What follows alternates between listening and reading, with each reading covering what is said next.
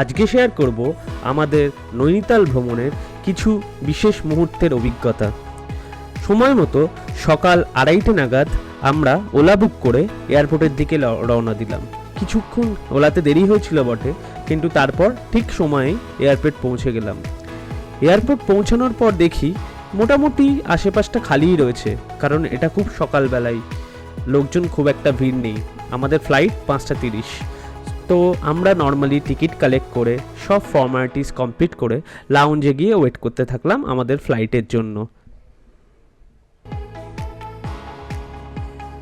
Airport লাউঞ্জে কিছুক্ষণ wait করার পরেই ফ্লাইটের বোর্ডিং স্টার্ট হলো, আর আমরা এক এক করে নিজেদের সিটে বসে রাতের কলকাতাকে, বলা যায় ঘুমন্ত সকালের কলকাতাকে নেক্সট কিছুদিনের জন্য বিদায় জানিয়ে আমরা রওনা হলাম দিল্লির দিকে।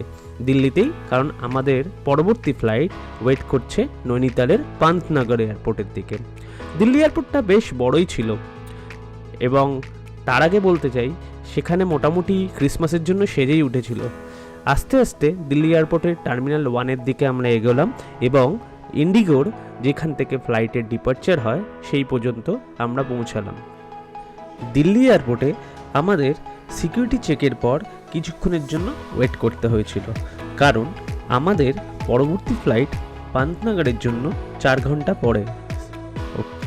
দিল্লি এয়ারপোর্টটা খুবই সুন্দর, তার জন্য আমরা কিছুক্ষণ সেটা এক্সপ্লোর করতাম। যাই হোক, তারপরে সময় যেতে যেতে যখন 12টা বাজলো, আমরা আস্তে আস্তে আমাদের পান্তনগরের ফ্লাইট ধরলাম এবং পৌঁছে গেলাম পান্তনগর এয়ারপোর্ট। এটা একটা মিলিটারি এয়ারপোর্ট। ওখান থেকে একটা ট্যাক্সি নিলাম এবং তা ধরে আমরা রওনা দিলাম আমাদের গন্তব্য বা হোটেল হোয়াইট হাউস। পান্তনগর এয়ারপোর্ট থেকে ট্যাক্সি ধরে নৈনিতাল যাওয়ার জন্য কিন্তু কোনো ফিক্স ভাড়া নেই। আপনারা ড্রাইভারের সাথে দরদাম করে ঠিক ভাড়া বিচার করে তারপরেই নৈনিতালের দিকে যাবেন। আমরা মোটামুটি 1,500 টাকা দিয়ে একটা গাড়ি বুক করে হোয়াইট হাউসের দিকে গেলাম। আশেপাশের প্রকৃতি অতীব সুন্দর।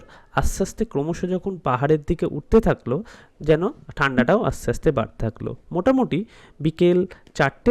এই হচ্ছে নৈনিতালের রাত্রিরের ভিউ। নৈনী দেবীর নাম থেকেই এই নৈনী লেক বা তাল যাই হলো। তো এত সুন্দর লাগছে। আমরা এখন মলের দিকে যাচ্ছি, রাস্তা ধরে, মল রোড ধরে। সামনে মল রোড, ওই যে রাস্তায় গাড়ি যাচ্ছে ওই দিকটা হচ্ছে মল রোড। তো মল রোডটা পৌঁছাই আগে পুরোপুরি, তারপর ওখান থেকে দেখবো কেমন লাগে। ম্যাল রোডের মার্কেটটা খুবই সুন্দর। ওখানে আমরা গিয়ে অনেক রকম খাবার কিনলাম। মুগ ডালের পনির চিল্লা, ভুট্টা, আরও ছিল অনেক জিনিস, যেমন সোনাম ফাস্টফুডের মোমো, মাটন মোমো খুবই বিখ্যাত। তাছাড়া আমরা ট্রাই করেছিলাম হট চকলেট কফি, এবং আশেপাশের মার্কেটটাও আমরা ঘুরেছিলাম। সেখানে অনেক রকমের সুভেনিয়ার জিনিস ছিল, ব্যাগ, অনেক কাঠের তৈরি জিনিসপত্র, তাছাড়াও কফি থেকে শুরু করে নানা রকম বাচ্চাদের থেকে বড়দের উলেন জিনিস থেকে শুরু করে খুব সুন্দর। মার্কেটটা ঘুরে দেখার মতো প্রত্যেকের জন্যই, কারণ জায়গাটা সত্যি যেমন সুন্দর আর এক্সপ্লোর করার জন্য বেশ আকর্ষণীয়। আমরা এখন এসেছি একটা এখানকারই রেস্টুরেন্ট, মাশরুম রেস্টুরেন্টে। অ্যাম্বিয়েন্স যথেষ্ট ভালো, একটা আলাদা এক্সোটিক রোল আছে। তো আমরা এখানে খাবারের জন্য খাচ্ছি। এখানে মেনু কার্ডের মধ্যে আছে হচ্ছে সকল মনে আছে, ব্রেকফাস্ট থেকে শুরু করে not hot beverages, continental, Chinese, Indian, তো পিৎজা, সব রকম জিনিসই আছে। তো আমরা এর মধ্যে অর্ডার করেছি হাক্কা চিকেন নুডলস। তো সেটার জন্যই ওয়েট করছি। আমাদের হাক্কা চিকেন নুডলস এসছে। খুব একটা আগুড়ি আমাকে লাগে, তোমাকে কেমন লাগবে? হ্যাঁ,